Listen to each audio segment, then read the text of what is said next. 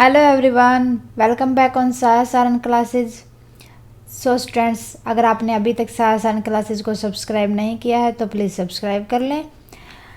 आज की हरियाणा जीके की क्लास रहेगी हमारी ग्राम सचिव और पटवारी के एग्ज़ाम के लिए कुछ और क्वेश्चंस के ऊपर प्रैक्टिस करेंगे। ये हमारी 5th क्लास है। अभी तक 4 क्लास के अंदर हम क्वेश्चंस को डिस्कस कर चुके हैं। अगर आपने अभी तक वो प्रीवियस क्लासेज नहीं देखी है तो प्लीज़ प्लेलिस्ट में जाके देख लें। उनमें भी हमने लास्ट क्लास में डिस्कस किए थे कुछ सेंट्रल लेवल पे जीके के क्वेश्चंस। प्रीवियस क्लासेस में हमने हरियाणा जीके के ऊपर ही क्वेश्चंस को डिस्कस किया था। करते हैं आज भी हरियाणा जीके के कुछ और क्वेश्चंस। स्टूडेंट्स, फर्स्ट क्वेश्चन की बात की जाए, the city of Haryana which is global known as bowl of rice and Paris of Haryana is also known by the name. कि आपको बताना कि हरियाणा का वह शहर जो विश्व मानचित्र में धान का कटोरा व हरियाणा का पेरिस उपनामों से जाना जाता है। हरियाणा का पेरिस और rice, bowl of rice. Bowl of rice का मतलब क्या है? जहाँ पर धान सबसे ज़्यादा होते हैं। पेरिस ऑफ हरियाणा क्योंकि उसका जो व्यू है, व्यू के हिसाब से बात की जाए तो कौन सी डिस्ट्रिक्ट होगी? सबसे ज़्यादा धान पानीपत में नहीं होते, ना ही कुरुक्षेत्र में होते हैं, ना ही भिवानी में। सबसे ज़्यादा धान होते हैं करनाल के अंदर।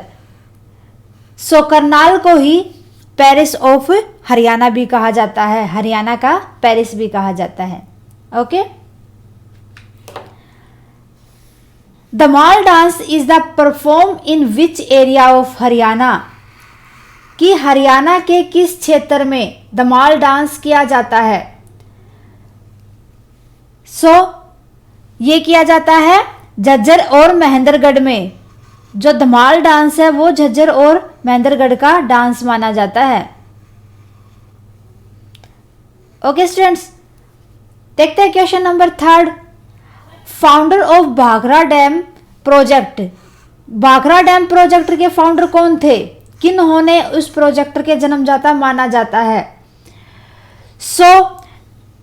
चौधरी छोटू राम को भाखड़ा डैम के जन्मदाता माना जाता है क्योंकि इन्होंने ही भाखड़ा डैम को बनवाने में सिफारिश की थी और इनकी मदद के वजह से ही भाखड़ा डैम बना था।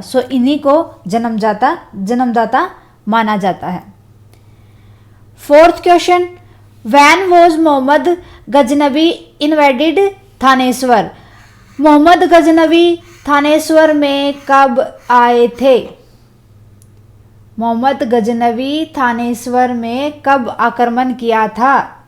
आए थे और उन्होंने थानेश्वर पर कब आक्रमण किया था?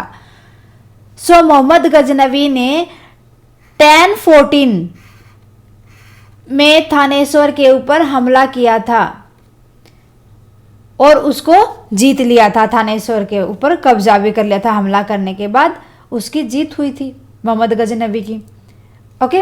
आफ्टर दैट ही मोहम्मद गजनवी ने जब नेक्स्ट टाइम पे जो थानेश्वर के ऊपर हमला करवाया था उसमें मोहम्मद गजनवी हार गया था। इस टाइम पे 1014 में मोहम्मद गजनवी जीत गए थे। Which of the following district of Haryana largest by area. कि आपको नीचे 4 डिस्ट्रिक्ट दी हुई है, इनमें से बताना कि एरिया के अकॉर्डिंग कौन सी सबसे बड़ी है। भिवानी, करनाल, सोनीपत एंड पानीपत। पॉपुलेशन कहाँ की सबसे ज़्यादा है? भिवानी की पॉपुलेशन सबसे ज़्यादा है करनाल, सोनीपत और पानीपत के कंपैरिजन में। ओके।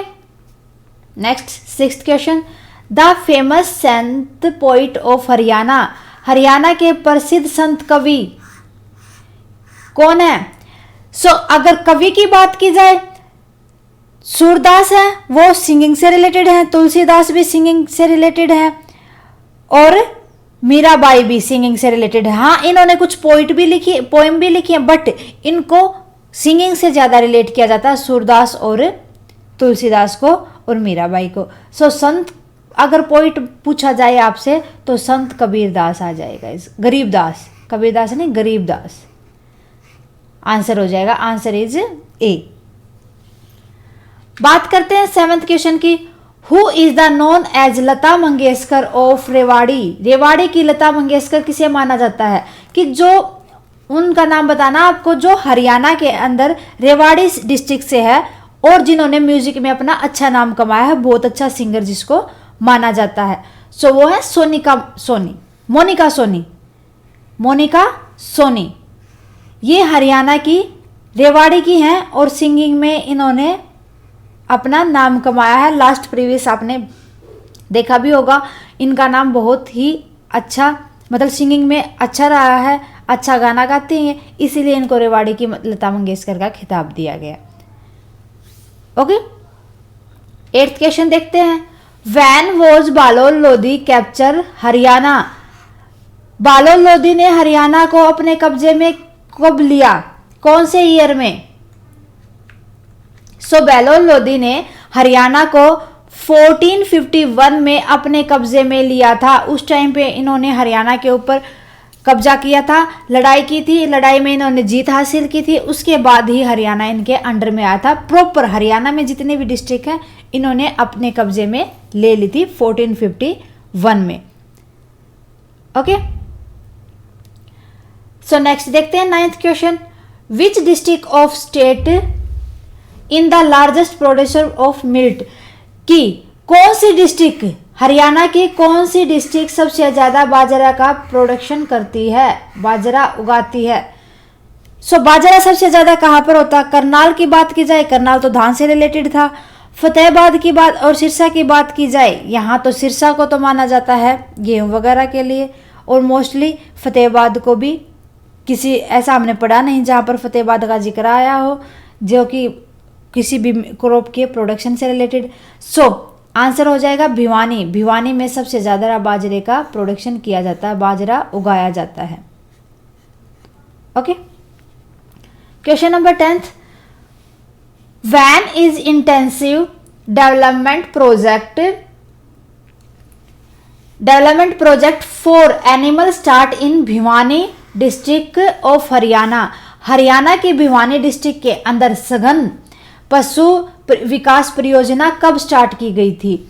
सो सघन पशु विकास परियोजना थी जो उसमें जितने भी एनिमल्स थे उनको बचाने के लिए प्रोजेक्ट तैयार किए गए थे। उन प्रोजेक्ट के अंदर ये डिसाइड किया गया था कि जो आवारा गायें वगैरह हमारी उनको सिक्योर किया जाए। और 1972 के अंदर जो बंसीलाल थे उन्होंने ही इनको स्टार्ट करवाया था भिवानी के अंदर, ये 1972 में। आंसर हो जाएगा इसका 1972 ए। ठीक है, जो आवारा पशुओं को इन्होंने जो गौशाला वगैरह बनी है हमारी, इन्हीं के रिकमेंडेशन के अकॉर्डिंग बनी थी ताकि जितने भी पशु हैं उनको बचाया जा सके, उनको डेवलप किया जा सके। ओके स्टूडेंट्स, सो ये थे 10 इंपॉर्टेंट क्वेश्चंस। उम्मीद है कि आपको अच्छे से समझ आए होंगे। स्टूडेंट्स आप प्रैक्टिस करते रहो जितने आपको क्वेश्चन मिले, क्योंकि ये जो ऐसे क्वेश्चंस हैं जो मोस्टली रिपीटेड होते रहते हैं, पूछे ही जाते हैं क्वेश्चंस। वैसे देखो स्पेसिफिक कुछ नहीं होता कि ये क्वेश्चन आएगा ये नहीं आएगा, ऐसा कुछ नहीं होता, लेकिन हमारी कोशिश यही रहती है कि आपको बेस्ट से बेस्ट प्रोवाइड करवाया जाए। ओके स्टूडेंट्स, अगर आपको क्लासेस पसंद आए आप हमें कमेंट करके बताएं, और अगर कोई क्वेरी है उसको भी आप कमेंट करें। जितना जल्दी पॉसिबल होगा मैं आपका सॉल्यूशन दूंगी। स्टूडेंट्स अगर क्लासेज अच्छी लगे लाइक करें और अदर स्टूडेंट्स के साथ ज़्यादा से ज़्यादा शेयर करें। Okay student, thank you very much. मिलते हैं नेक्स्ट क्लास में नेक्स्ट टॉपिक के साथ।